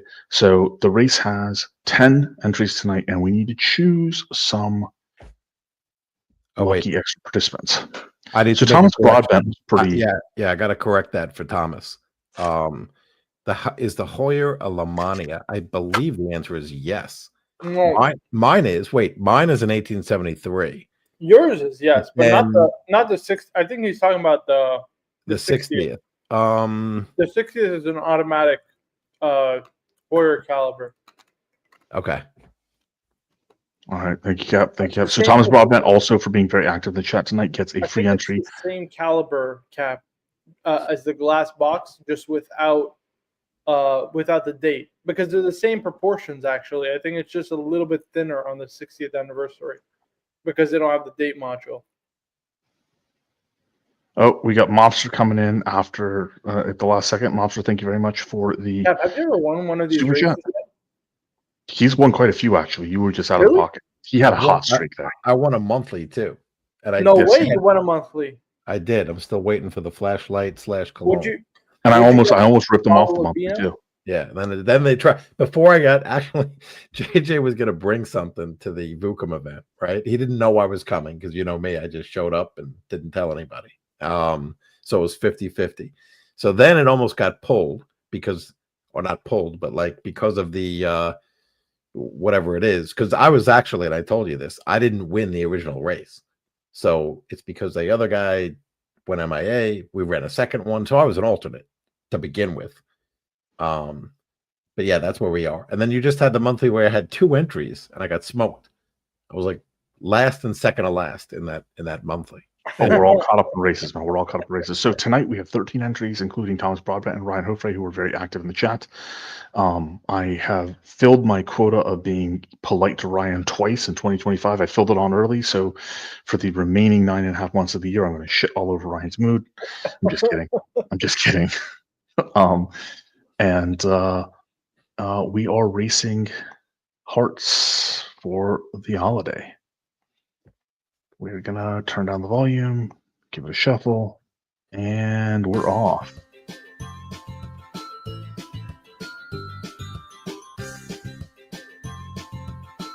Back and neck, Chelsea appears to be playing some peekaboo with a little bit of a lead, and Thelonious Monk is kind of right there with Chelsea.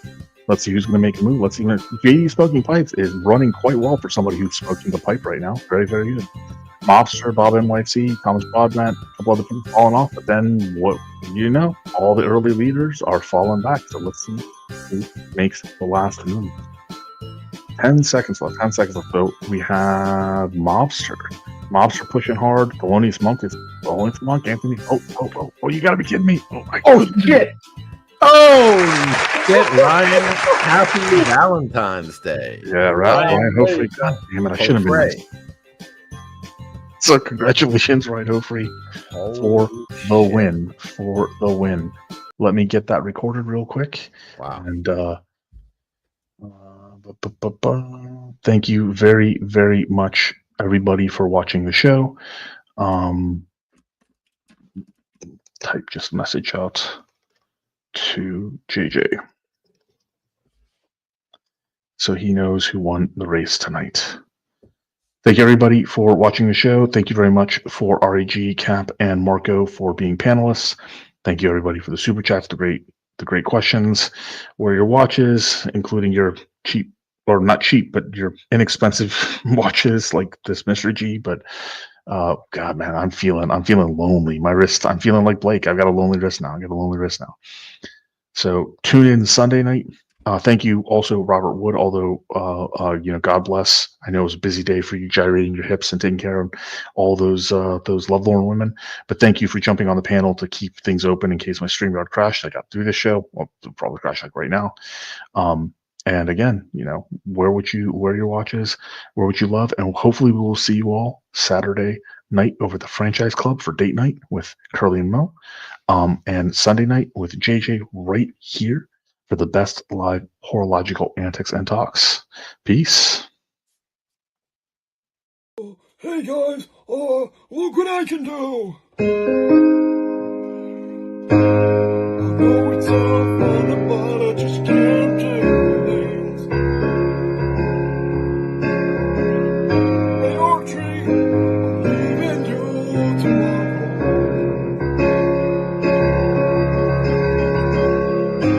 I'm all kinda getting tired of all the names like from Jimmy calling me.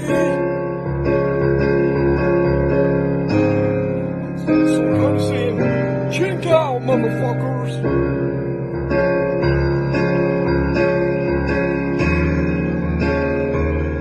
Mike the Snake, I'm leaving.